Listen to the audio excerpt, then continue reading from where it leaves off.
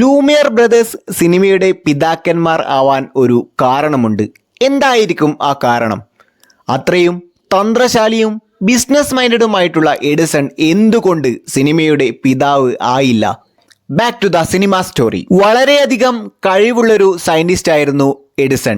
ബൾബടക്കം അദ്ദേഹം ലോകത്തിന് നൽകിയ സംഭാവനകൾ ഞാൻ വിശദീകരിക്കേണ്ട കാര്യമില്ലല്ലോ. പക്ഷേ സിനിമയുടെ കാര്യത്തിൽ എഡിസൺ കൈനറ്റോസ്കോപ്പിൽ ഓരോ ആൾക്കാരെ പടം കാണിച്ചപ്പോൾ ആദ്യമായി ഒരുപാട് ആൾക്കാരുടെ മുന്നിൽ ഒരുമിച്ച് ഒരു പബ്ലിക് ഷോ നടത്തിയത് ലൂമിയർ ബ്രദേഴ്സ് ആണ്. ലൂമിയർ ബ്രദേഴ്സ് 1895 ഡിസംബർ 28 പാരീസിലെ ഒരു ഹാളിൽ ആളുകളെ ക്ഷണിച്ചു വരുത്തി അവരുടെ മുന്നിൽ തിരശീലയിൽ സിനിമ പ്രദർശിപ്പിക്കുകയായിരുന്നു. അതുകൊണ്ട് തന്നെ അവർ സിനിമയുടെ പിതാക്കന്മാരായി അറിയപ്പെട്ടു. അന്ന് അവർ അവിടെ പ്രദർശനത്തിന് ഉപയോഗിച്ചത് ഇന്ന് നമ്മൾ കാണുന്ന പ്രൊജക്ടർ ആയിരുന്നില്ല. പകരം അവർ സിനിമാറ്റോഗ്രാഫ് എന്ന് പേരിട്ട ഒരു യന്ത്രമായിരുന്നു പ്രദർശനത്തിന് ഉപയോഗിച്ചത്. ഒരേ സമയത്ത് റെക്കോർഡ് ചെയ്യുകയും പ്രൊജക്ട് ചെയ്യുകയും ചെയ്യുന്ന യന്ത്രം സിനിമാറ്റോഗ്രാഫ് നോട്ട് ചെയ്യേണ്ട പോയിന്റ് ആണ്. അവിടെ നിന്നാണ് ഇപ്പോഴും നമ്മൾ പല സ്ഥലത്തും ഉപയോഗിക്കുന്ന ഛായാഗ്രഹണം എന്ന് അർത്ഥം വരുന്ന സിനിമാറ്റോഗ്രാഫി എന്ന വാക്കിന്റെ ഉത്ഭവം. ഏതാണ്ട് ഈ ഒരു ടൈം പീരീഡിൽ തന്നെയാണ് George Eastman celluloid film rolls കണ്ടുപിടിക്കുകയും എഡിസൺ അതിന്റെ നല്ല രീതിയിലുള്ള കറക്കത്തിനു വേണ്ടി അതിന് ദ്വാരം ഇടുക എന്ന ആശയം കൊണ്ടുവന്നതും. അങ്ങനെ സിനിമ ഇവിടെ തുടങ്ങുകയാണെങ്കിലും അന്ന് എഡിറ്റിംഗ് ഉണ്ടായിരുന്നില്ല.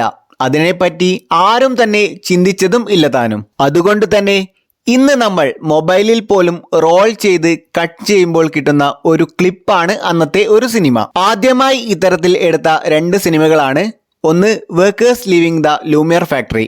ഈ ഒരു സിനിമയുടെ കണ്ടന്റ് ഇതാണ്. തൊഴിലാളികൾ ലൂമിയർ ഫാക്ടറി വിട്ട് ഇറങ്ങുന്നതിന്റെ ഒരു വീഡിയോ. രണ്ടാമത്തെ cinema arrival of A train. പ്ലാറ്റ്ഫോമിൽ ക്യാമറ വെച്ച് ഷൂട്ട് ചെയ്ത ട്രെയിൻ വന്നു നിൽക്കുന്ന ഒരു വീഡിയോ. അതായിരുന്നു അറൈവൽ ഓഫ് എ ട്രെയിനിന്റെ content. Arrival of A train ആദ്യമായി സ്ക്രീനിൽ ആളുകൾ കണ്ടപ്പോൾ ഒരു രസകരമായ സംഭവം ഉണ്ടായി. സംഭവം ഇതാണ്: ആളുകൾ ട്രെയിൻ വരുന്നത് കണ്ടപ്പോൾ ഇറങ്ങിയോടി. പിന്നീട് അവരെ ഇത് സിനിമയാണ്, ഇത് ട്രെയിൻ അടുത്തേക്ക് വന്ന് നിങ്ങളെ ഇടിക്കില്ല എന്ന് പറഞ്ഞ് കൺവിൻസ് ചെയ്ത ശേഷമാണ് ആളുകൾ വീണ്ടും തിയേറ്റർ എന്ന് പറയാൻ പറ്റില്ല, സിനിമ കൊട്ടക, ഒരു ഹാൾ, വാടകയ്ക്ക് എടുത്ത ഒരു ഹാളിൽ സിനിമ കാണുന്നത്. ഈ ഒരു അറൈവൽ ഓഫ് എ ട്രെയിൻ അടുത്തേക്ക് വരില്ല എന്ന് പറഞ്ഞ് കൺവിൻസ് ചെയ്ത ആളെ പോലെ എന്തും പറഞ്ഞ് കൺവിൻസ് ചെയ്യാൻ കഴിവുള്ള ഒരു ഫ്രണ്ട് നിങ്ങൾക്കുണ്ടോ? ഉണ്ടെങ്കിൽ ആ മിടുക്കൻ അല്ലെങ്കിൽ മിടുക്കിയായ ചങ്കിൻ്റെ പേര് താഴെ കമൻറ്റ് ചെയ്യൂ. 4 ആൾ അറിയട്ടെ നിങ്ങളുടെ കൺവിൻസിങ് സ്റ്റാറിനെ.